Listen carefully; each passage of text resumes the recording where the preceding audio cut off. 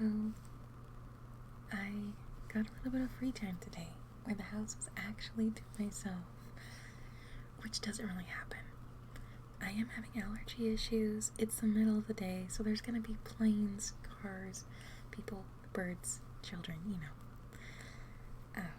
But I would love to read some more of this book with you, if you don't mind. I've prepared a dark screen background where nothing will change, so you can just flip over your screen, or lean back, close your eyes, or maybe even study or something. But we're going to read from the same book as before, the Disney Princess Storybook Collection. I saw someone journal using a book similar to this with other stories, and it's kind of like stories that we don't get to see in the movie, whether it's during their time before they become a princess, or maybe a story for afterwards. And I just really enjoyed the previous one.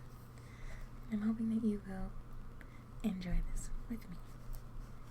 So, the next story is from Brave. It's called Merida's Wild Ride. You will hear some page turning, and maybe me popping in with a little bit of description. Like, right now I see Merida and her horse. She's holding a big book. Okay, let's get started. It was a soggy, stormy afternoon. Merida sat in the stables reading from an old book of Highland tales. She and her horse, Angus, wanted to go for a ride. If only the weather would clear up. Look at this picture of a brownie, Merida said. The book says they're little goblins who cause mischief unless you keep them well fed. Kinda sounds like my brothers. Angus snorted, shaking his head. It was clear that he wanted nothing to do with magical creatures, especially after their last encounter. Even though Merida had been able to transform her mom back from a bear to a human, Merida had learned that magic was not to be taken lightly. Merida read on until the raindrops slowed and the clouds began to scatter. Come, lad, she said to Angus. The sun's breaking through. Let's go for a ride. They galloped across the bridge and down the hill, but just as they reached the woods, Merida saw a flash of gray dart through the trees. What was that? She cried. But Angus didn't want to follow it, whatever it was. Oh, don't be a ninny, Merida chided at him. I'm sure it's not a bear, but what was it? Merida guided Angus into the woods, keeping her eyes open for another glimpse of the creature. As they rode, Merida kept catching flashes of the animal. She urged Angus to go faster until they broke through the trees and into a clearing. There stood a magnificent gray horse. Its coat shimmered. Its mane was like fine silk. Breathless with excitement, Merida whispered to Angus, He's beautiful. Merida dismounted and approached the horse with a gentle smile. Come here. I won't hurt you. Suddenly, Angus blocked Merida's path. Angus, she called. Don't be jealous, lad. This horse must be lost. We need to help him and make sure he's safe. Merida cooed at the gray horse, and it responded with a soft whinny. See, Angus? He's friendly. Merida stroked the new horse's nose playfully. Now I'll ride him back to the castle, and you follow close behind, okay, Angus? Merida had a spare bridle in Angus' pack, but she decided not to use it. She didn't want to spook the horse with unfamiliar reins. Instead, Merida decided she would guide him with her hands wrapped in his mane. Angus gave a resigned snort as Merida swung up onto the gray horse's back, but as soon as she mounted him, the horse reared wildly. Merida tried to calm the horse, but he started running faster and faster. The strange horse galloped into the field and made sure the field was far behind them. Soon, the trees began to thin. Merida gasped in horror. They were racing towards the edge of a tried everything she could to get the horse to stop, but nothing worked. She realized her only choice was to leap from the horse's back, but when she moved to jump, her hands were stuck to the horse's mane. His hair wasn't sticky or knotted, yet Merida could not free her hands. It was as if they were held there by magic. Merida tried to slide off the side of the horse, but nothing could free her hands from his mane. She thought she was out of options, and suddenly, the runaway horse brushed against the trunk of a tree. Trapped rainwater fell down and around Merida. Effortlessly, one of her hands came loose, but Merida's other hand was still stuck. Merida did the only thing that she could think of. "Angus," she cried. "Help." Merida could only hope that her friend had heard her cry. Merida looked up at the sound of a whinny. Angus galloped up next to them. He was carrying the spare bridle in his mouth. He must have pulled it from his pack to help Merida. Angus tossed it through the air just as they were nearing the edge of the cliff. Merida caught it with her free hand and slipped it over the horse's head. As soon as the horse was bridled, Merida's trapped hand came free.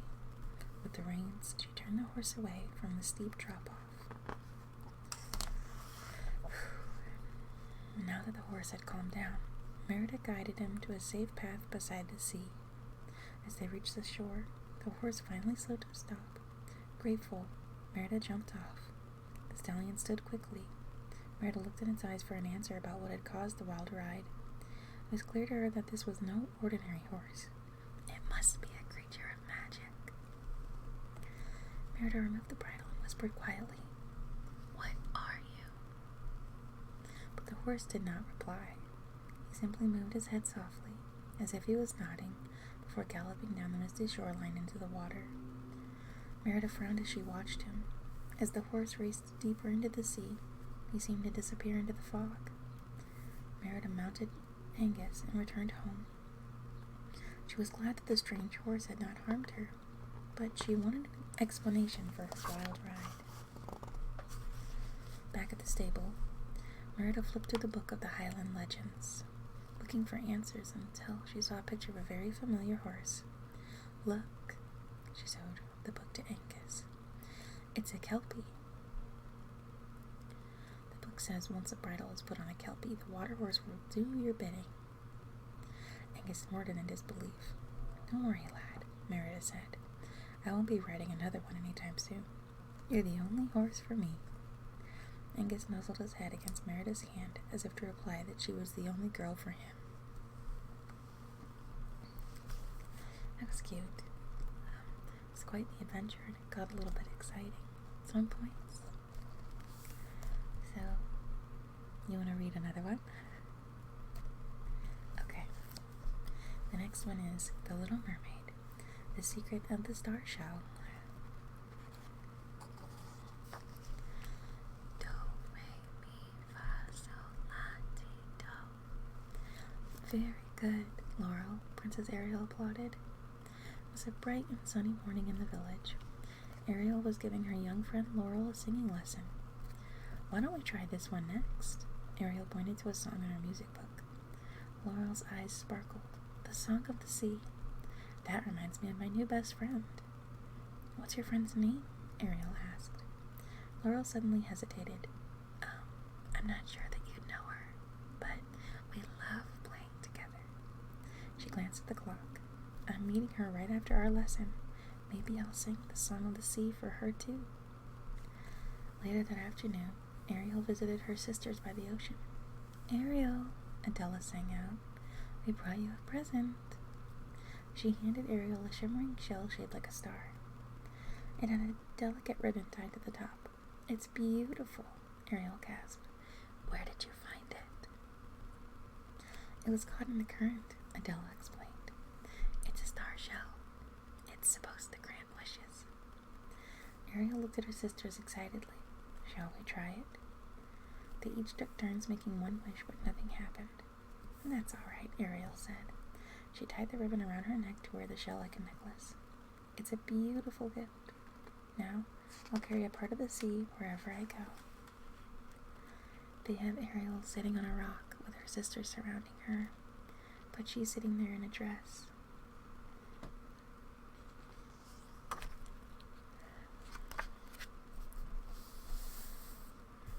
As Ariel walked back to the village, she passed Laurel's cottage. Suddenly, Laurel's father, Mr. Hanson, came running out. "Princess Ariel, is Laurel with you?" He sounded upset. "No," said Ariel. "Has something happened?" "Laurel went to play with a friend after your music lesson, but she never came back," Mr. Hanson explained. "I checked with all of her school friends. Laurel isn't with any of them. I hope she hasn't gotten lost." Laurel mentioned that she had made a new friend, Ariel said. "Maybe they're still playing, and they lost track of time. Perhaps there's a clue in her room about who this friend is, and where we could find her." Together they checked the girl's room. Scattered on Laurel's desk were drawings and a pink journal open to an entry. "Dear Diary, I met a new friend by the ocean. Her name is Callista. We played together every day this week. She even gave me a beautiful necklace. Callista said not to tell anyone about our secret friendship, but that's okay. It's fun having a secret friend. I'm going to buy a treat for her from the pastry shop."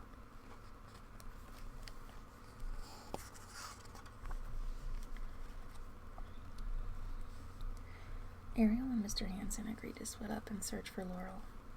Mr. Hanson went to ask the village parents if they knew Callista. Ariel hurried to the pastry shop. The baker said, when Ariel explained what had happened. "Yes, I do remember Laurel stopping by. She wanted seaweed puffs. Can you imagine?" Just then, a little girl named Maggie bounded into the bakery with her mother. She handed the baker a colorful card. He smiled. "Why, it's a thank you note." "It was part of a school assignment," Maggie's mother said. "Miss Toff asked the students to write them, and Maggie wanted to thank you for her birthday cake." Ariel looked thoughtful. Miss Toft was Laurel's teacher too.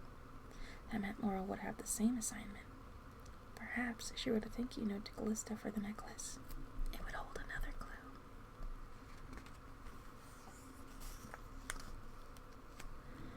At the school, the teacher was happy to show Ariel the thank you notes. Laurel's was written on a bright yellow card. "Dear Princess Ariel, thank you for helping me practice singing. Your friend Laurel." "Oh dear," Ariel sighed. The card was lovely, but it certainly wasn't a clue. "Laurel just loves drawing," the teacher said. "Just yesterday, I asked my students to make a picture of their best friend, and Laurel couldn't wait to get started." "Best friend," Ariel exclaimed. "Maybe she drew a picture of Callista." Miss Toft took Ariel to Laurel's desk. "Surely the picture is in here somewhere." After looking through the folders, Ariel found a picture labeled "My Best Friend." Two girls were in the drawing. One was Laurel, with short brown hair, and the other girl had wavy blonde hair. It had to be Callista, and she was a mermaid.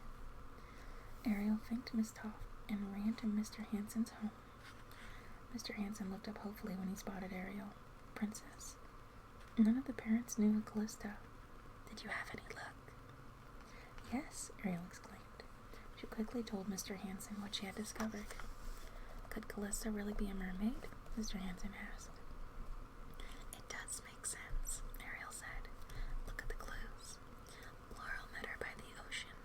She tried to buy her seaweed puffs, and Callista wanted to keep their friendship a secret.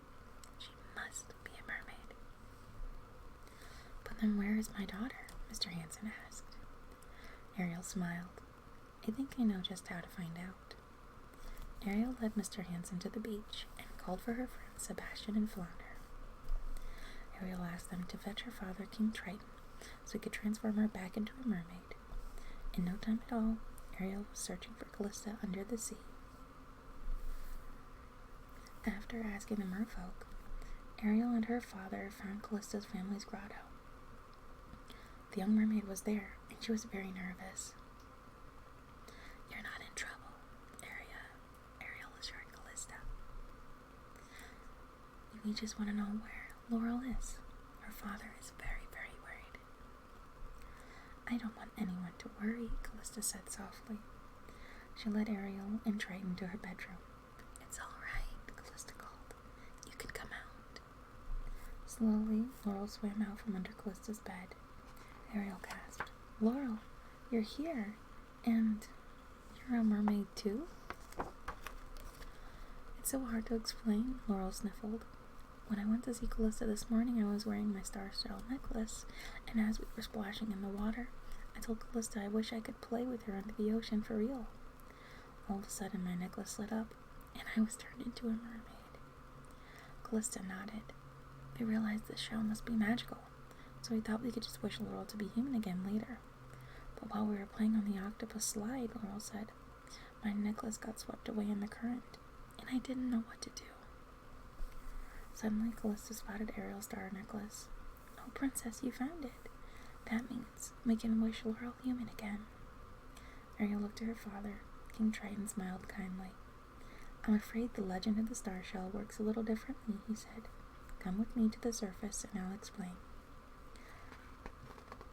At the surface, King Triton held up a star shell. It glittered in the sunlight. Star shells can only grant one wish. In order to undo the wish, the shell must be broken. Callista turned to Laurel. "When you're human again, will you still visit me by the ocean?" "Of course," Laurel said with a smile. Together, everyone swam back to the shore. Then Ariel handed Laurel the star shell. "It's up to you now." Laurel lifted the shell high up in the air, paused, and brought it down against a large, flat rock. In a burst of light, her mermaid tail changed back into human legs. "I'm human," Laurel cried. She hugged Callista tightly. "It was a wonderful adventure. We'll see each other all the time, I promise." Immediately, Mr. Hanson rushed over. "Laurel, thank goodness you're safe." "Oh, Dad, I have so much to tell you."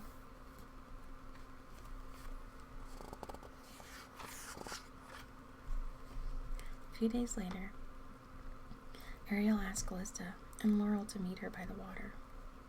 "I have presents for you both," Ariel said. She handed the girls 2 brand new necklaces made from the star shell pieces. "They're beautiful." "Thank you, Princess Ariel," Callista said. Ariel smiled. "When I was wearing the star shell, it was like carrying a part of the ocean with me. Now you two can always carry a piece of your adventure with you wherever you go." Okay, so I have some thoughts on that one. While I think it's cute, I think it's a little scary because it gives the thought of like kidnapping and,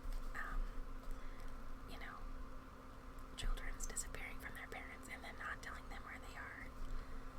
So I don't think it's like exactly a good example. It kind of said that, he was expecting her at home, but she never came home. I don't know. Just overall not so good. But also, Ariel's sisters gave Ariel the necklace. So, I'm sure they would be understanding, but it kind of sucks that their gift for Ariel is, well, it was broken for a good reason, but it was also given away, Anyways, still nice to see Ariel again. Yeah. So, the next one is from The Princess and the Frog, and it's called The Best Beignet. Depending on how long this is, it might be the last one. We'll see. Early one morning, Tiana was pulling a tray of cornbread out of the oven when her best friend Charlotte burst into the kitchen. I'm just gonna pause and say, I love cornbread. Honey cornbread is just one of the best things to dip in anything or eat as a muffin. Okay, anyways. I have some big news for you, Charlotte told Tiana dramatically. You better sit down. And Tiana sat down.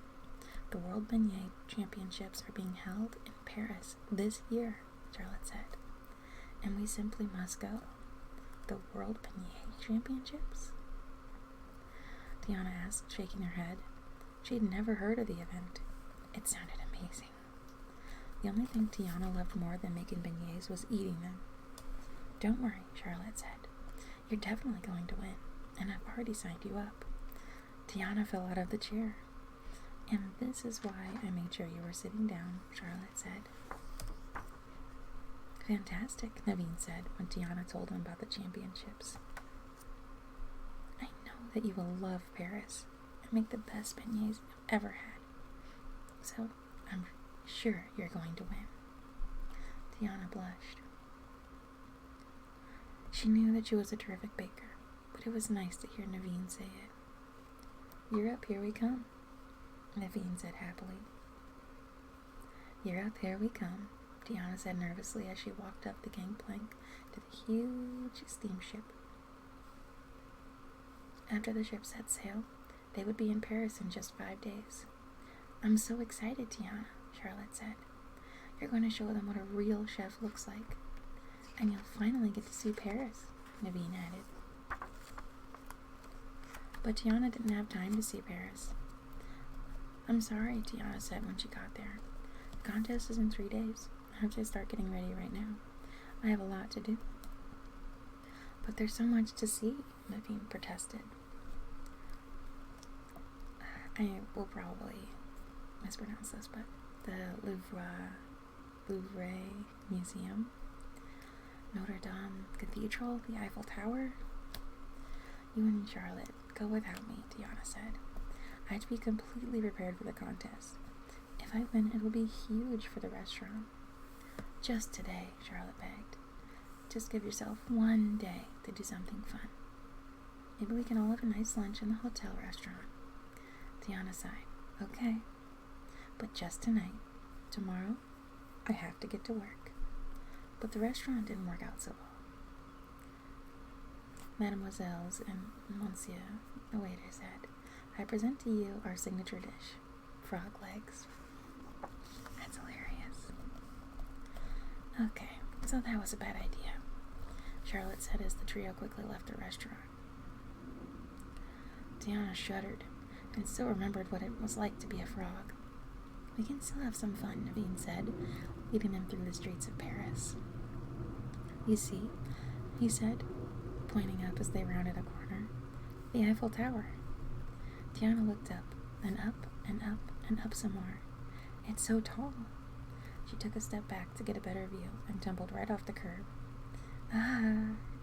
Tiana cried as she fell right on her wrist. Okay, so that was a bad idea too, Charlotte said as they left the doctor's office a few hours later. I'm so sorry, Naveen said. He hung his head miserably. How am I supposed to bake the best beignets in the world with a sprained wrist? Tiana cried. Why do we have to have fun today? Oh, I wish I'd never listened to the two of you. If I'd just gone straight to the kitchen, this never would have happened. Tiana, Charlotte said, we're going to fix this. And you are going to win that contest. How? Tiana asked. I have an idea, Charlotte said. The next morning, Tiana and Charlotte and Naveen went to talk to the beignet judge.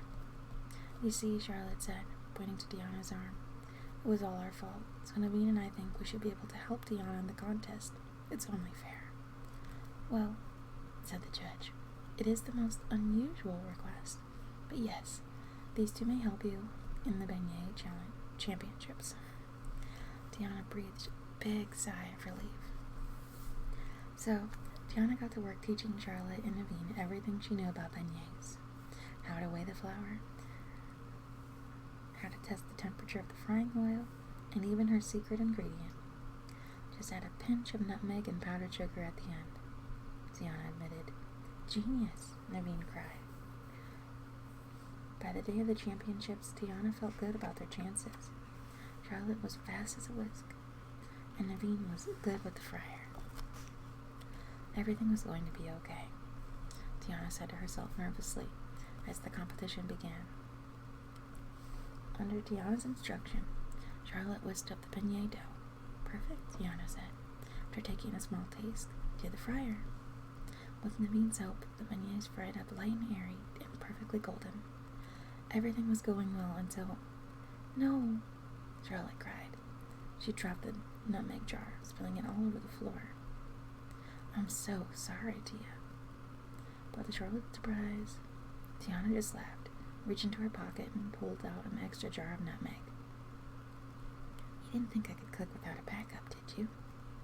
Tiana, you crazy over-preparer, Charlotte shrieked as she hugged Tiana. Watch the arm, Tiana smiled and gritted through her teeth. Have I mentioned that you're a genius, Naveen said, and the judge agreed. Back at the hotel, Charlotte admired Tiana's first place trophy. I'm so happy that you won. No, Tiana said. We won, and now we celebrate. Do you mean, Naveen started hopefully. It's finally time to see Paris, Tiana said, grinning. And it has the three of them next to each other taking pictures. Okay, I think that's it. I started stumbling over my words a little bit there and getting a little bit caught up, so I think it's time to calm down. If you're still awake, take a deep breath in and let it go. We're just getting rid of all the stress of the day, stress of starting the day, and we're just here to be relaxed and enjoy our time. Honestly, I'm glad that Tiana was being recognized for her cooking even in other countries. I think that's really lovely. But until next time, I hope you enjoyed reading with me. From the Disney Princess Storybook Collection. It has Ariel and Flounder in the top right, Rapunzel in the top left, Merida in the bottom left, and Tiana in the bottom right.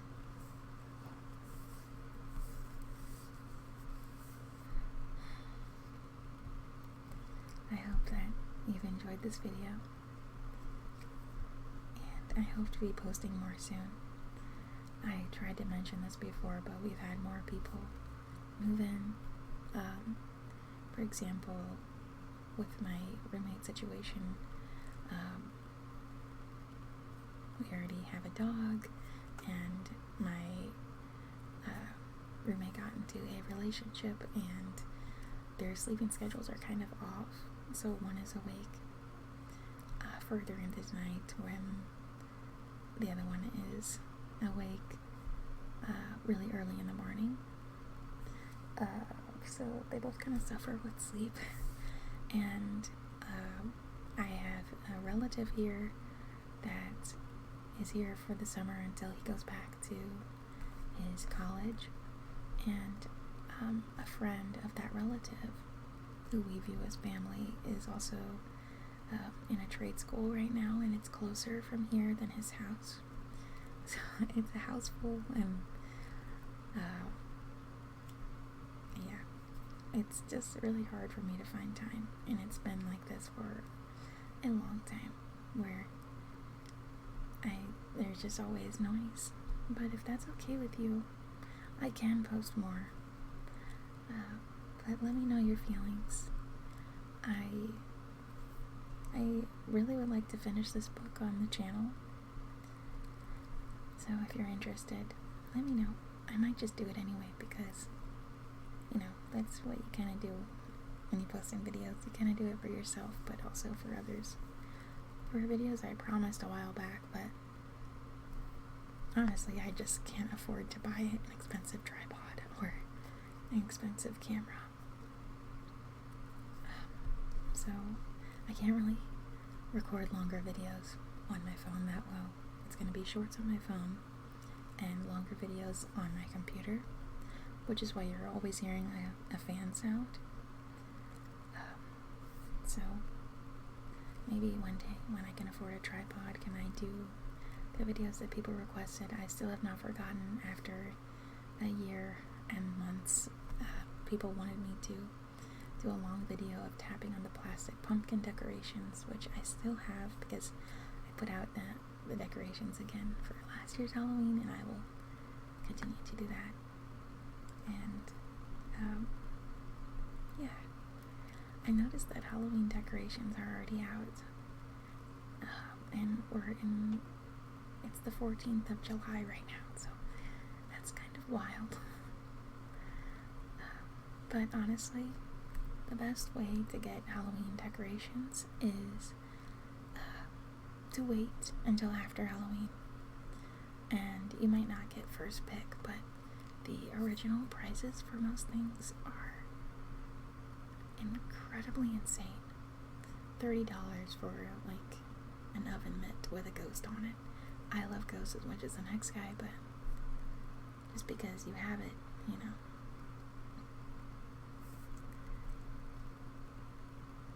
I don't know what I was trying to say. I got distracted, sorry. But yeah. You can go to places like Ross if you have that around you, or thrift stores if you have that around you, or any kind of hand-me-down store. I mean, maybe people are having some sort of garage sale, or you can even check things like online shops. A lot of people are trying to get rid of things, and at stores like Ross, they will be selling things that didn't sell in the store, and it'll be much cheaper. And sometimes there will be little pop-up stores that are selling things. I'm sorry for rambling, but yeah, I love Halloween and decorations, and that's honestly kind of where I started with this channel. I have a lot more that I could show, and a lot of it I found at places where they were going to like throw things away, and anytime someone's going to throw something like that away, I just have to take it out because I don't want a friend to be left behind. If it's broken, I'll take it home and put flowers in it, and it could be like Halloween flowers, dark purples and orange and maybe dark leaves. And there's another plane. I should have ended this 5 minutes ago. I'm so sorry. But you know, always try to remain inspired. Anything can be a Halloween decoration. You know, you could buy a glass cup and then you could paint on it. It could be anything. I mean, you can even buy a candle, or if you have one, you could paint your candle and just don't light it. I actually did this really cool thing where a candle was red on the inside, but I painted it black, and then I left it out in the sun, and it melted down without the wax melting, obviously, but it melted down, and then it kind of solidified, and it just kind of looks spooky. I didn't let it melt down all the way, but yeah, there's a lot you can do if you love Halloween as much as I do. I love any sort of tradition that lets children be imaginative and creative and explore, because not every child gets to make believe anymore. So yeah, I hope that if you weren't asleep, maybe by now you are, with my ramblings, and I hope that you have wonderful dreams, or you have incredible studies. I'll try to be back soon with another video. Have a